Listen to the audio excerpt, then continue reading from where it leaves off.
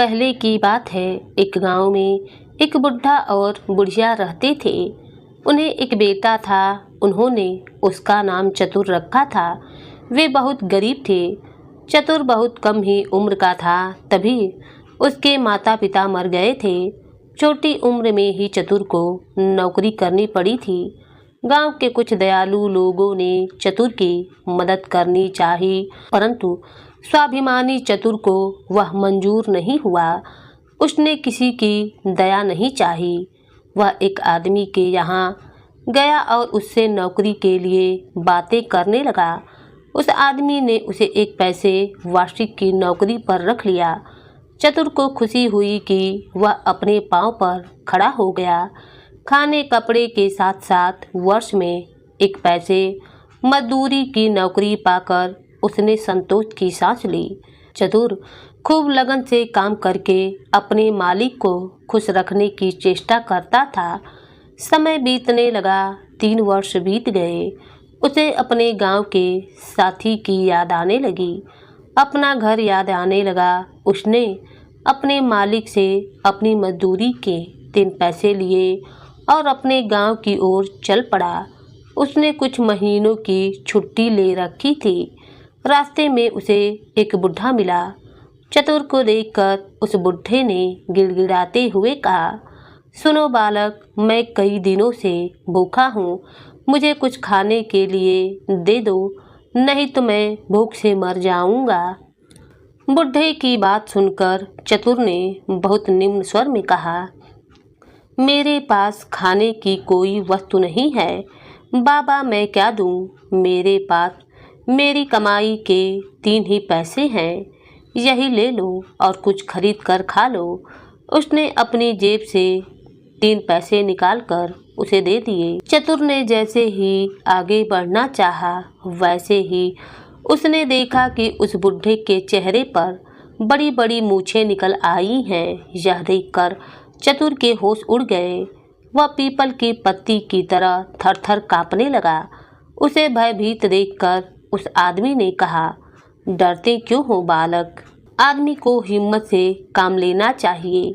मैं तुम्हारी दया की भावना से बहुत खुश हूँ। बिना लोभ रखे तुमने अपनी पूरी कमाई के पैसे मुझे दे दिए। 3 पैसे की जगह मैं भी तुम्हें 3 चीजें देता हूँ। आओ मेरे साथ चलो। त्याग करना बहुत बड़ा ही कर्म होता है। चतुर डरते डरते उस आदमी के साथ चल दिया। अपने घर ले जाकर उस आदमी ने चतुर को एक सारंगी दी। बताया कि इसे तुम जैसे ही बजाओगे तो लोग नाचने लगेंगे। एक तीर और एक धनुष देकर कहा, तुम जिस पर निशाना लगाओगे वह खाली नहीं जाएगा और तीर लौटकर तुम्हारे पास आ जाएगा। तीसरी चीज थी सच्चाई। उस आदमी ने वरदान में सच्चाई दी। बताया कि तुम जो भी कुछ कहोगे लोग उसी बात को सच मान लेंगे। तीनों चीजें देकर वह आदमी वहां से गायब हो गया। चतुर पहले तो बहुत घबराया, लेकिन फिर उसने हिम्मत से काम लिया। थोड़ी देर वह वहीं रुका रहा। उसके बाद वह चतुर वहां से आगे बढ़ गया। वह गायब हुआ आदमी काफी देर तक वापस नहीं लौटा। चतुर ने कुछ दूर जाने पर देखा कि एक व्यापारी पेड़ की छाया में विश्राम कर रहा है। उस पेड़ पर एक खूबसूरत सी चिड़िया बैठी थी। उसे देखकर व्यापारी का मन लालच से भर उठा। उसने कहा, ओ, कोई उस चिड़िया को मेरे लिए मार देता तो मैं उसे ढेरों सारे रुपए देता। चतुर ने कहा, आप चिंता मत कीजिए, और उसने निशाना साधकर तीर मारा। वह चिड़िया झाड़ी में गिर पड़ी। चतुर बहुत खुश हुआ। खुशी से उसने सारंगी बजाई। व्यापारी हड़बड़ाकर चिड़िया पकड़ने के लिए झाड़ी में घुस गया था। चतुर खुशी से अपनी सारंगी बजाने लगा था। सारंगी की आवाज पर व्यापारी भी थिरक थिरक कर नाचने लगा। झाड़ी से उलझ उलझ कर उसके कपड़े फट गए। वह अधनंगा हो गया। उसके शरीर पर काफी खरोंचें लगी थी। उनसे खून भी बहने लगे थे। व्यापारी की हालत देख चतुर को दया आ गई। उसने एकाएक सारंगी बजाना बंद कर दिया सारंगी का बजना बंद होते ही व्यापारी का नाचना भी बंद हो गया। व्यापारी ने उसे थैली भरकर रुपए दे दिए।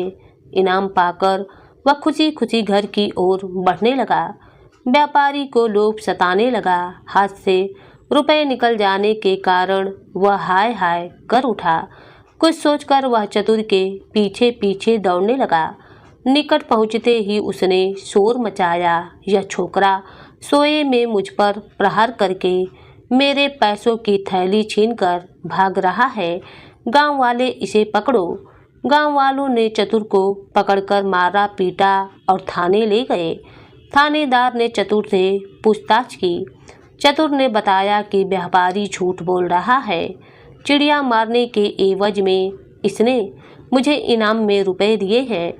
थानेदार ने कहा, एक चिड़िया मारने के बदले में थैली भर रुपया कौन इनाम में देता है? और इनाम देने वाले के शरीर में खरोच कैसे लगेगी? इसके कपड़े कैसे फटेंगे? चतुर जरूर चोरों के साथ का लड़का है। यह सोचकर उसने सिपाही से कहा, इसे हवालात में डाल दो। हवालात में बंद करने के लिए सिपाही चतुर को ले चले। चतुर ने मन ही मन कहा, उस बूढ़े ने तीसरी बात गलत बताई थी। फिर सोचा जरा सारंगी बजाकर फिर आजमाऊं तो। मुसीबत के समय हिम्मत खोने से काम नहीं चलेगा। वह सारंगी बजाने लगा। वहां उपस्थित सभी लोग नाचने लगे। सभी लोग नाचते नाचते पस्त हो गए। थानेदार ने कहा, अरे तुम सारंगी बजाना तो बंद करो। मैं अनुनय विनय करता हूँ, तुम्हारी बात पर विश्वास करता हूँ। चतुर ने सारंगी बजाना बंद कर दिया। जैसे ही सारंगी बजाना बंद हुआ वैसे ही सबका नाचना भी बंद हो गया।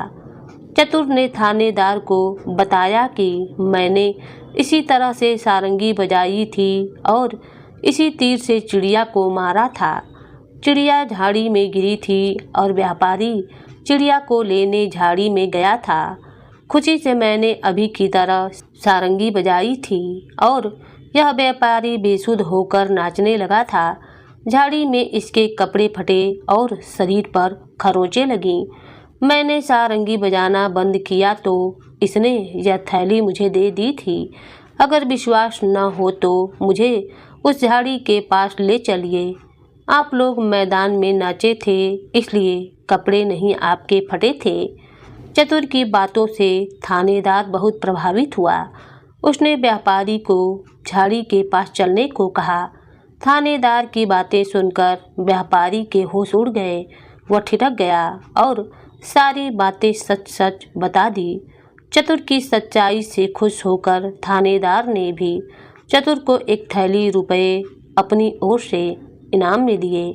व्यापारी को झूठी नालिश करने के जुर्म में जेल में बंद भी कर दिया। इसके बाद चतुर खुशी खुशी अपने घर की ओर चल पड़ा। धन्यवाद।